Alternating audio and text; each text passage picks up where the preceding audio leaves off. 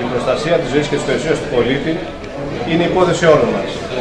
Η σημερινή προσπάθεια αφορούσε το μήνυμα το οποίο θέλουμε να δώσουμε στην πολιτεία, θέλουμε να μεταφέρουμε στην κοινωνία, θέλουμε να ευαισθητοποιήσουμε τον πολίτη, ώστε όλοι μαζί να προσπαθήσουμε τη φετινή αντιπυρική περίοδο οι ζημιές να είναι λιγότερες, οι φθορές να είναι ακόμα λιγότερες και η προσφορά μας στο κοινό να είναι ουσιαστικότερη. Θέλω να συγχαρώ τον διοικητή της Υπηρεσίας Υπηρεσίας Λυθίου για τη σημερινή συγκέντρωση που έκανε και για την ενημέρωση προς τους πολίτες όσον αφορά την αντιπυρική περίοδο, τον εθελοντισμό. Να είναι σίγουροι οι πολίτες ότι με αυτές τις ενημερώσεις, με τη δική σας πάντα παρουσία, οι οποίοι είσαστε πρεσβευτές των μηνυμάτων μας προς τους πολίτες, ότι τον Νοέμβριο θα έχουμε πολύ καλύτερα αποτελέσματα. Να συγχαρώ τον κύριο Βαρβάκη, διοικητή της Πολιτιστικής Υπηρεσίας Λυθίου, για τη σημερινή συγκέντρωση. Είναι πραγματικά μια αξιόλογη συγκέντρωση, ελπίζω να είναι η πρώτη από πολλές επόμενες συγκεντρώσεις. Είναι πολύ σημαντικό να καταλάβουμε ότι με βάση τις κλιματολογικές αλλαγές που περιμένουμε, οι πυρκαγιές θα δυσκολέψουν και θα είναι μεγαλύτερης έντασης. Δυνάμει της οικονομικής κρίσης που περνάει η χώρα μας, το κόστος των αεροπλάνων, των αυτοκινήτων, των εργατοορών και των ζημιών που προκαλούνται από τις πυρκαγιές τις πληρώνουν οι πολίτες. Εάν οι ίδιοι θελήσουν να συμβάλλουν ουσιαστικά, είναι η καλύτερη δύναμη πρόληψης και καταστολής των πυρκαγιών. Μπορούν ως πυροφύλακες, ως πρώτοι ειδοποιητές, ως άμεση επέμβαση άτομα να φροντίσουν ώστε η πυρκαγιά να πάρει μικρότερες διαστάσεις, να είναι πληρέστερες οι πληροφορίες που θα δώσουν, να μην εμποδίζουν την παρουσία τους στον τόπο των συμβάντων, αλλά μόνο να βοηθάνε και έτσι θα είμαστε σίγουροι ότι θα έχουμε ένα καλύτερο καλοκαίρι. Αρχικά να καλησπερίσω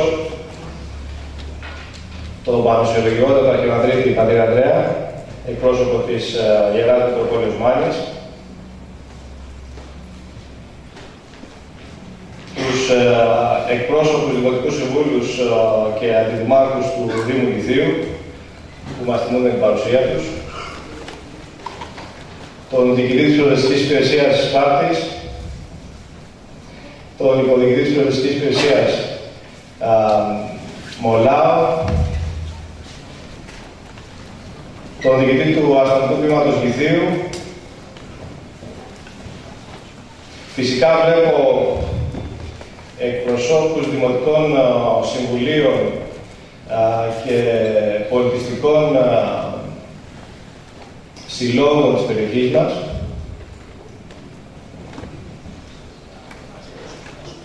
Στο συμπόσιο μας σήμερα μας υποστηρίζουν, όπως μας υποστηρίζουν και στα συμβάντα, η Ελληνική Ομάδα Διάσωσης, η εθελοντική ομάδα του Πολιτιστικού Συλλόγου Περίπολο, το Περίπολο Μάνης,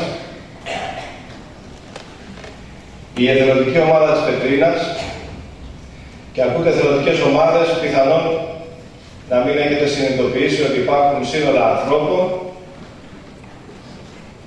της περιοχής μας που βοηθούν πάντα στην αντιμετώπιση εκτάκτων αναγκών και κυρίως πυρκαγιών, γιατί το μεγάλο και συχνό φαινόμενο έκτακτης ανάγκης στην περιοχή μας είναι οι πυρκαγιές, οι αγροτοδασικές πυρκαγιές και κατ' επέκταση δασικές. Συμπόσιο μνήμης, γνώσης και δράσης για την προστασία της ζωής και της περιουσίας του πολίτη. Έγραφε μια αφίσα που είδατε αναρτημένη σε κάποια σημεία. Μια πρόσκληση που ορισμένοι λάβατε στα χέρια σας, και λέω ορισμένοι διότι τα πενιχρά περισσεύματα τα οποία υπήρχαν και υπάρχουν στην υπηρεσία μας δεν ήταν ικανά να μπορέσουν να δημιουργήσουν ένα μεγάλο όγκο εξωστρέφειας, διαφήμισης και ανακοίνωσης για την σημερινή συγκέντρωση. Διακρίνω και εκπροσώπους από την οργανωτική ομάδα της περιοχής των Αιγιών, Εκεί βρίσκεται μια ομάδα πυροπροστασίας, η οποία μισθώνει με προσωπικά χρήματα των πολιτών, των ιδιωτών, πυροφύλακες και καλύπτουν ένα πυροφυλάκιο εθελοντικό. Λέγοντας εθελοντικό εννοούμε όχι υπηρεσιακό, στην περιοχή των Αιγιών. Μαζί μας θα ήθελα να είναι και απουσιάζουν για ανηλυμένες υποχρεώσεις και δικαιολογημένους λόγους ο βουλευτής Λακωνίας με τη Νέα Δημοκρατία κ. Θανάσης Ταβάκης, ο βουλευτής Λακωνίας με το ΠΑΣΟΚ κ. Λεωνίδας Γρηγοράκος, καθώς επίσης και ο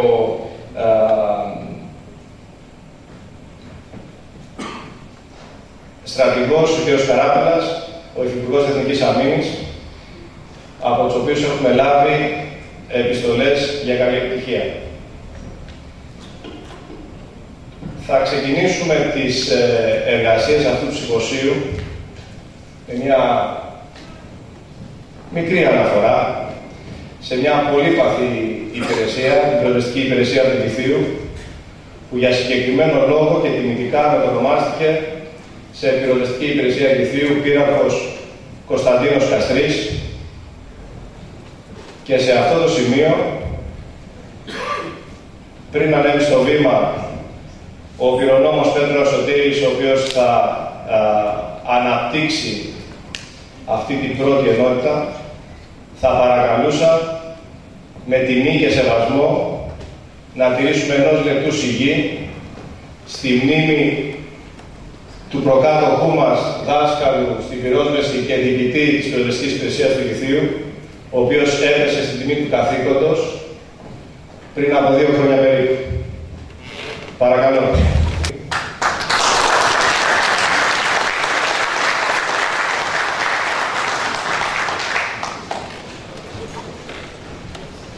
Χαιρετάμε κύριε Βέλος, έχετε το λόγο. Κυρίες και κύριοι, καλησπέρα σας. Θα κάνουμε μια παρουσίαση για το Λύθιο, το οποίο είναι μια γραφική κομμόπολη που σκαρφαλώνει αμφιδριακά στον ρούφο Κούμαρου και κατά μήκος του Λακωνικού κόλπου. Στην τοποθεσία Παυροβούνη βρίσκεται η πυροσβεστική υπηρεσία Λυθίου.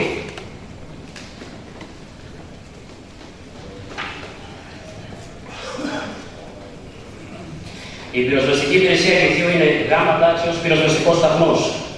Ιδρύθηκε το 1981 με το Προεδρικό Διάταγμα 1092 του 1980. Η ημερομηνία έναρξης λειτουργίας 5 Τρίτου του 1981. Σύμφωνα με την υπαριθμόν 12.067 απόφαση ΦΕΚ 192. Αποτελεί με βάση το ιστορικό των πυρκαγιών από το έτος 1998 μια από τις δυσκολότερες υπηρεσίες του πυροσβεστικού σώματος, τόσο σε επιχειρησιακό όσο και σε τακτικό επίπεδο.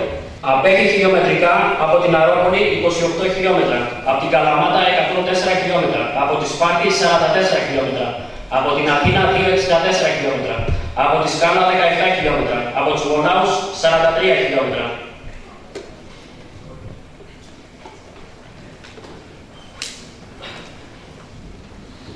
Τομέας ευθύνης της είναι ο Δήμος Ανατολικής Μάνης κατά το ίμιση και ο Δήμος Ευρώτα.